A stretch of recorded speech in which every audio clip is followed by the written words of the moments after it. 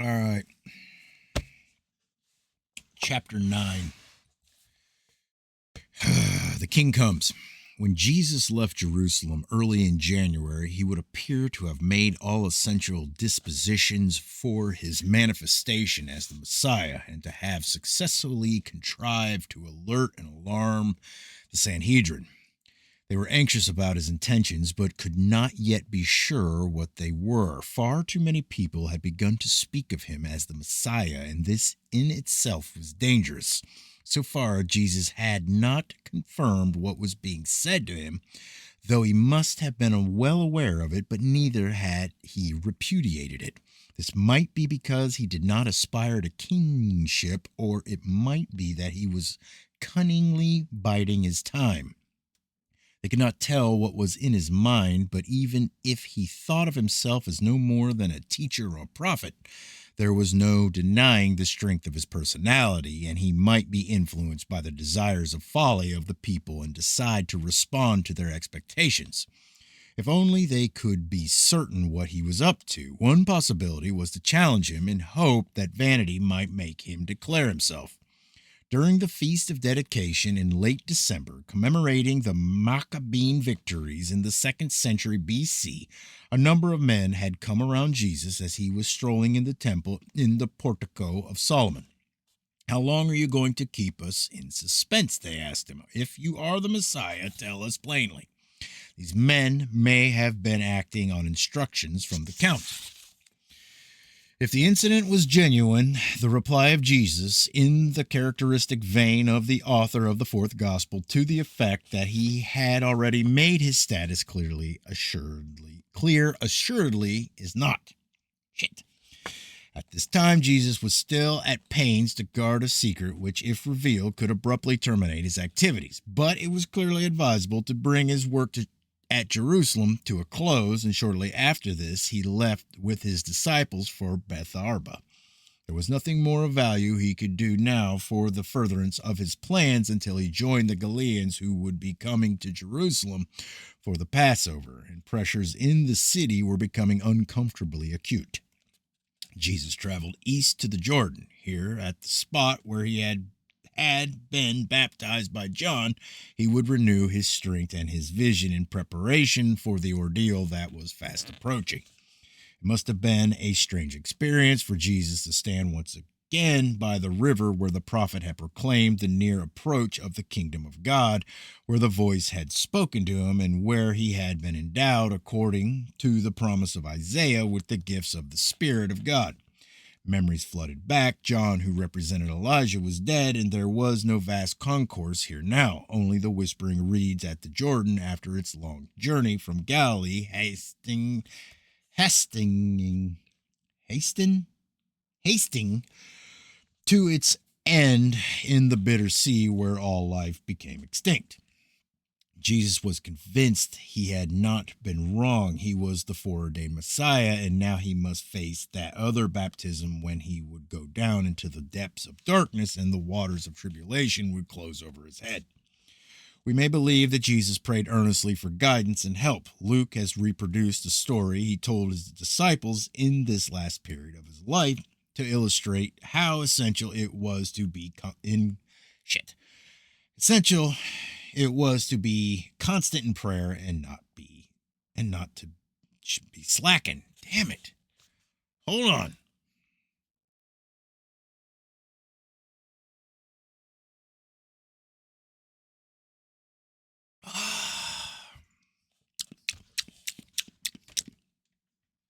This chair, I'm going to blame it on the chair now. This chair keeps moving. I don't like that it moves. If I take the wheels off, it's too short. Always something. Anyways, there was once a judge in a certain town who neither revered God. Yeah. There was once a judge in a certain town who neither revered God nor respected him, and there was a widow in the same town who was always coming before him crying, "Protect me from my persecutor." For some time he would not, but later he said to himself, "Though I neither reverence God nor respect man, yet because this widow keeps pestering me, I will give her protection, or eventually, with her coming, she will completely wear me out." "Listen," said the master, "to what this false judge says. I shall not God give satisfaction to his elect who cry to him day and night? Will he forbear in this case? I tell you, he will give them satisfaction speedily." It seemed like an answer to prayer that presently Jesus found himself the center of an unexpected crowd. The people were coming to him as before they had come to hear John the Baptist. These were not critics. They wanted his instruction and advice. He taught them and was happy. But a remainder of sterner things was not far off. Messengers arrived from Martha and Mary to say that their brother Lazarus was seriously ill. This was grave news, not only because Lazarus was dear to Jesus, but because he counted on him to carry out an important part of his prearranged plans. He must return at once to Bethany. His disciples tried to dissuade him, pointing out the risk he was running. It was useless, and they gave way. The fourth gospel alone records that a tremendous miracle was performed by Jesus at Bethany in restoring Lazarus to life after he had lain dead in his place of burial, a closed cave, for 4 days. The truth is hidden somewhere in the legend, and the parable of the rich man and Lazarus told by Luke shows us, as we have noted, that some memory was preserved of a man, Lazarus, who made a surprising recovery after being apparently dead. The circumstances were such as to give rise to the report that Jesus had been responsible for his resurrection, a report that was duly conveyed to the Sanhedrin. So far, the council was concerned. This was the last straw. They did not credit that anything of that kind had happened, but it was enough that word was going around that it had happened. They would conclude that the supposed miracle was a deliberate fraud to gain popular support perpetrated by Jesus and Lazarus with the connivance of the latter's sisters. This could mean only one thing, that Jesus was planning to head an uprising, possibly at the coming Passover. In those days, it was a common prelude to an attempted revolt for the fanatic or charlatan responsible to claim to perform or offer to perform signs and wonders to secure the adherence of the credulous masses. The steps of Jesus himself had been dogged by those who clamored for a sign from God and were told that they would get no sign. It is unlikely that the council knew this, and they were now positive that the intentions of Jesus were sinister. Since the raising of the dead was associated in popular belief with the inauguration of the Messianic era, the reported sign of Lazarus was proof enough that trouble was imminent and that Jesus was going to be dangerous. Already the tale was having an effect, and many more people were now persuaded that he must be the deliverer. When Moses led the people out of Egypt at the Passover, it was to the accompaniment of signs and wonders. Would it not be so again when the Son of David came to save them?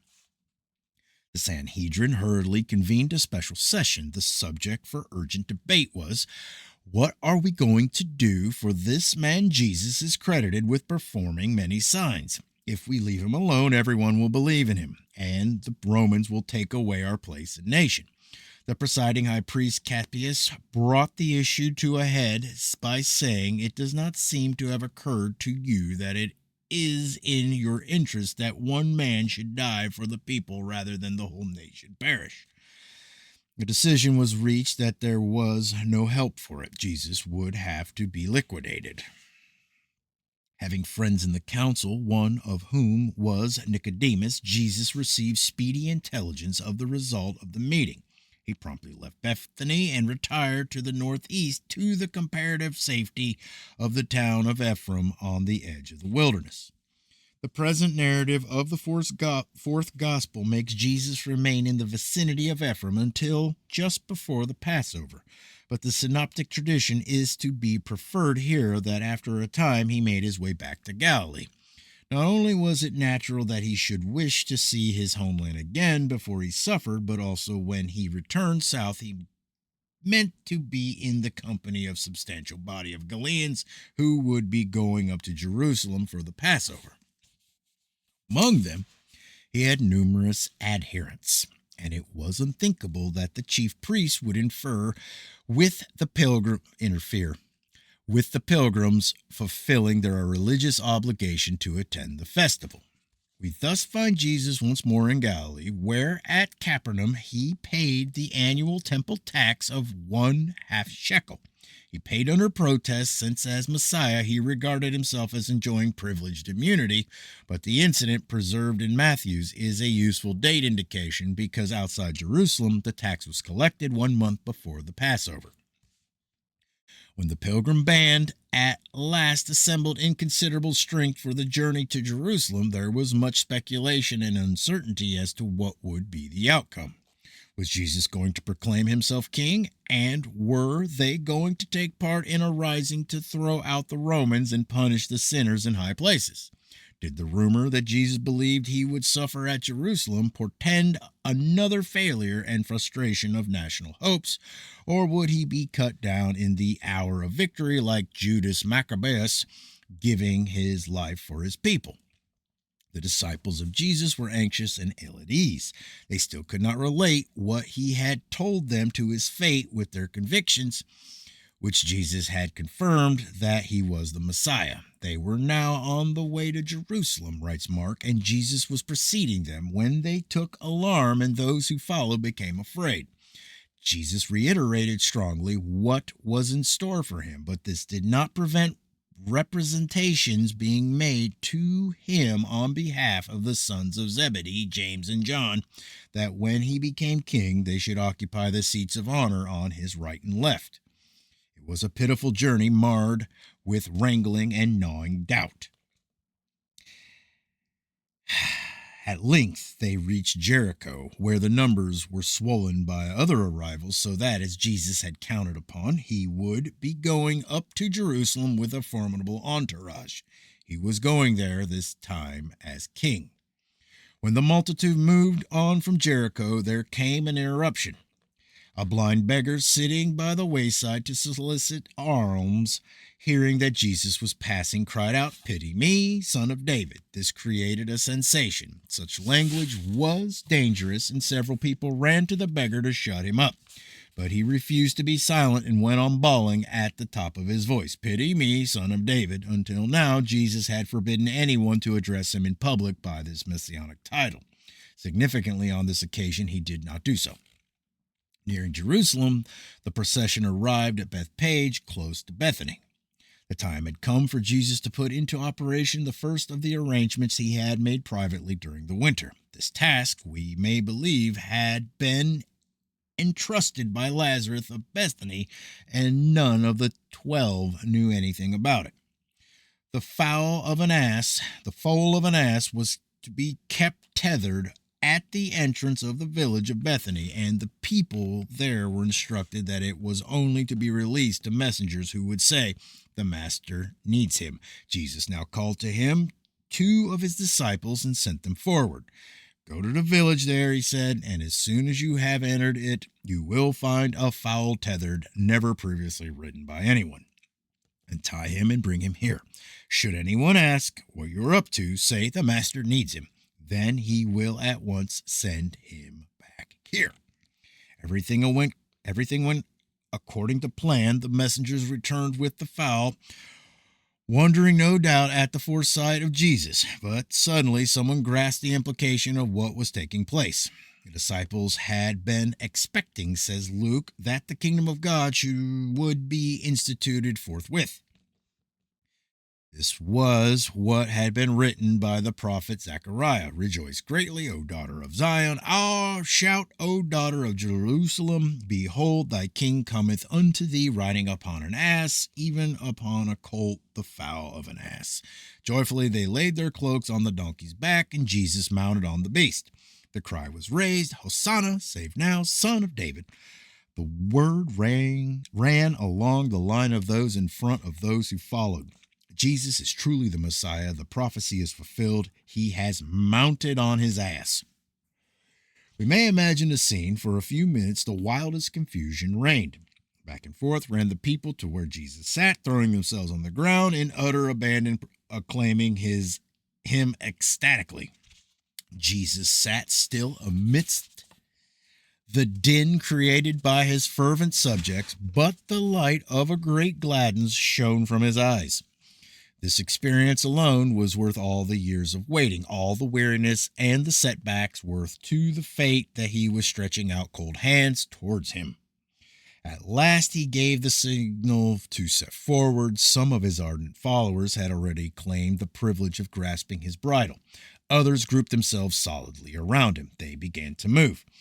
At this, the enthusiasm doubled its intensity. The people tore off their cloaks and spread them before him so that the feet of his ass, or at least his shadow, might fall upon them. Many hastened to cut rushes to carpet the way. The fourth gospel makes Jesus halt for the night at Bethany, where Martha prepared a supper and waited upon him, while Mary received her king by producing a pound of costly spikenard and anointing his feet and then wiping them with her hair. The whole house was filled with the perfume of the anointment. Lazarus, who had faithfully performed the duty Jesus had assigned to him, had the honor of a seat at the table. This account is quite probable because Bethpage and Bethany provided one of the reception areas for pilgrims coming to the festivals. Thousands camped here because it was impossible to obtain lodgings in the crowded capital. The Synoptic Gospels, however, make Jesus proceed directly to the city, which he reached, according to Mark, late in the afternoon, entering the temple, and after looking around, returning to Bethany. If we follow Mark, Jesus rode into Jerusalem on the Sunday, while if we accept the evidence of John's Gospel, this took place on a Monday. This is by no means the only contradiction in our sources regarding the events of Passion Week.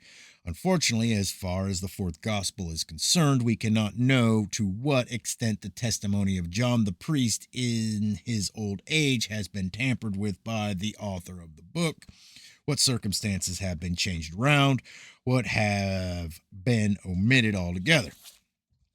We have also to allow for uncertainty of memory on John's part. A very serious problem arises in connection with the several evening meals inferred to in the last documents in this part of the record, including the Last Supper, but we must defer consideration of this until later.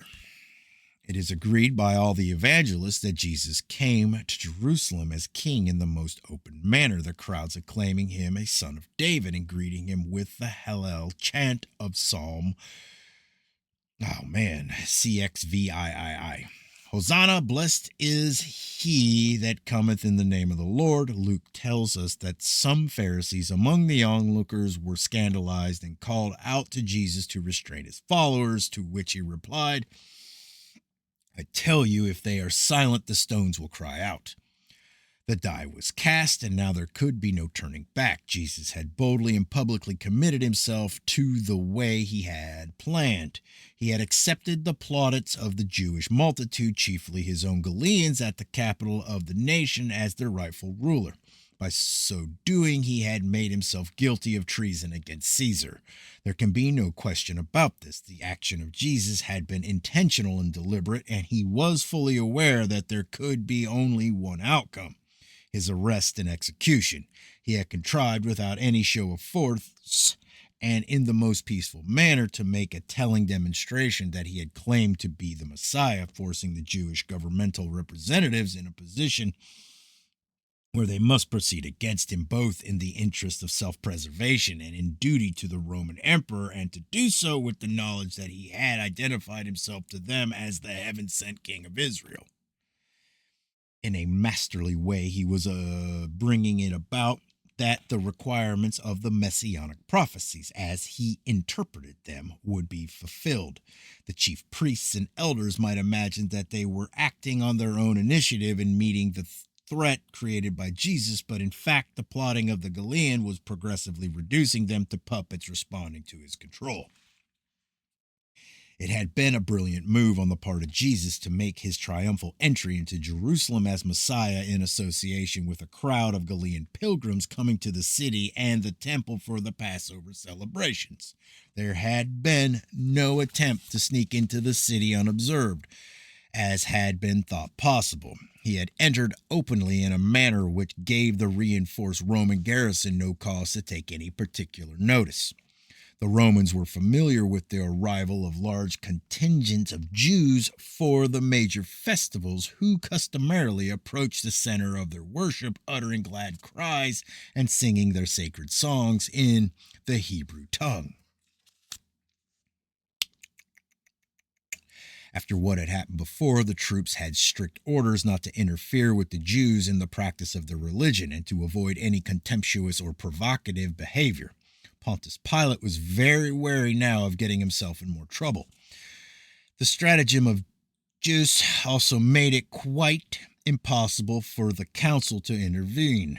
What they had feared had now partially happened. He had finally allowed himself to be acknowledged as Messiah, but the clever way in which he had done this secured him for the present complete freedom from molestation. They had to recognize that they were up against a man of courage, cunning, and ingenuity.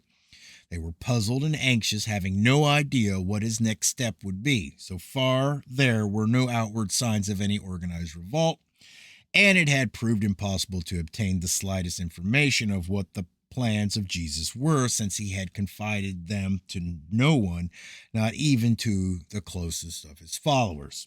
The council dared not act cautiously in case they should encourage an outbreak, which at all costs they were anxious to avert at this inflammable season of Passover.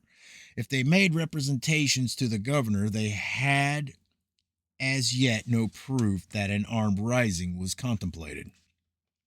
He might well suspect them of trying to lay a trap for him, or he might insist that if they thought their fears were well grounded, they should arrest Jesus themselves. This they could not risk at present. The business was not at all like the former affair of the aqueduct. Then it had been Pilate who had been direct cause of disaffection, and the chief priests, who were well aware of their unpopularity with the Jewish masses, could claim national sympathy and support in their opposition to the hated governor. It would be different now. The wrath of the people would be turned against the Sanhedrin as lackeys of the Romans. Yet if they kept silence and did nothing to bring the new pretender to the Jewish throne to justice, they could be accused of aiding and abetting treason and would probably be sent to Caesar for trial and punishment. In Jerusalem, there might be another bloody massacre. This Jesus, in his mad folly, had placed them between the devil and the deep blue sea. Somehow a way must speedily be found to seize him without incurring the odium of the people or precipitating a crisis. But how? In the meantime, the object of their concern was in full command of the situation and had carried out a measure calculated to win him the increased approbation of the people. In the court of the Gentiles, the part of the temple which was accessible to everyone, Jesus had launched an attack on the merchants and bankers who served the needs of those who came to make their offerings. He had laid about him with a whip of cords which had been used to tether the beasts sold as sacrificial victims, and had overturned the tables of the money changers and the stalls of the pigeon sellers. "Take these things hence," he cried imperiously. "It is written, 'My house shall be a house of prayer for all nations,' but you have turned it into a den of thieves." With the temple at Jerusalem, as with other great temples, it was difficult to avoid using part of the sacred precepts commercially. And additionally, in the Jewish sanctuary, it was needful to exchange heathen coinage stamped with idolatrous images for the Jewish currency, which was free from such representations in accordance with the second commandment of the Decalogue. But what otherwise might have been a legitimate activity was converted into an evil by profiteering and the pursuit of gain. The chief priests themselves had a vested interest in the temple market and grew rich on their share in the transactions. Poor people were often in distress and having to meet artificially inflated prices in discharging their religious duties. Many pious Jews were scandalized by what went on, and some of the more affluent would often force costs down to aid those with limited means. Apprised of what Jesus had done, the chief priests were greatly incensed, but too fearful of the consequences to call upon the temple police to restore order. It did not add to their composure that the urchins of Jerusalem were having a glorious time sporting among the wreckage and shouting gleefully, "Hosanna, son of David." The following day, there was a duel of wits in the temple. The council had decided that they must use every endeavor to alienate the people from Jesus. If they could succeed in discrediting him, they would have a chance to get him into their power. But their scheme failed ignominiously. Jesus met every barbed question with an effective answer, and more than once followed up his advantage with a telling thrust of his own. Only initially did the authorities approach Jesus directly, asking him by what right he acted as he was doing. Jesus replied that he would tell them if they would first inform him whether they regarded the baptism of John as divinely inspired or not. This put them in a quandary. If they agreed that John had been sent by God, Jesus would say, "Why then did you not believe him?" If they said the opposite, the people would be angered because they held John to have been a prophet. They took refuge in being non-committal. "We cannot tell." In that case, Jesus said, "I do not have to inform you by what right I do what I am doing." After this, other tactics were tried. Questions would be put to Jesus on party lines by persons standing in the crowd in an attempt to create a strong difference of opinion. He could hardly avoid antagonizing some part of his audience, and Asians mingling with the people would be ready to exploit any unwise answer and turn it against him. Jesus was too intelligent and experienced to be deceived by these approaches. He knew they were not genuine, and what was their purpose. The most testing and faithful question was put by a man who prefaced it with a eulogy. "We know how completely honest and straightforward you are, and that you are not influenced by anyone. What is your view then? Ought we to pay the poll tax to Caesar or not?" This tax was adjusted on the basis of a census taken in the Roman provinces every 14 years. When it had first been levied in Palestine with the census of AD 6 and 7, it was bitterly resented as an infringement of Jewish law against numbering the people and as a measure of enslavement to an alien and heathen power. The question was loaded and was all the more dangerous because of its topicality. The year AD 34 and 5 was a census year, and the Roman tax was now due for payment. The people gasped and growled at the audacity of the challenge. Whatever one's opinions on such a subject, no one in his senses would ventilate them in public, especially here in Jerusalem. Fearfully, they awaited to hear what the answer would be. Jesus appeared unperturbed, but he spoke sternly. "Why do you try to trap me?" he asked. "Show me a denarius." The coin was produced. He would not touch it, for that would have offended the zealots. "Whose is the portrait? Who is this portrait and inscription?" he demanded. "It is Caesar's," he was told. "Then," said Jesus, "render to Caesar what is Caesar's." He paused, "and to God what is God's." An excited babble broke out. What a wonderful answer. No one could say that Jesus had uttered anything subversive. His words seemed to mean that we have distinct duties to God and to Caesar. They do not conflict, but his listeners knew better. They knew he meant that God is our only Lord, as Judas of Galilee had proclaimed when the census was first taken. If our hearts are given to him, all Caesar would get would be his miserable silver, with not a jolt of love or loyalty.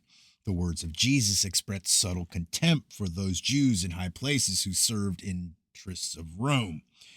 Here was a denarius. It bore Caesar's image, was inscribed Tiberius Caesar divine Caesar. Let those who claim to be the ministers of the God of Israel reconcile it with their consciences how far they were prepared to acknowledge the theistic pretensions of the emperor. With equal assurance, Jesus dealt with other questions. At the end, not only was his authority unshaken, he had scored a personal triumph. The stone which the builders had rejected had become the headstone.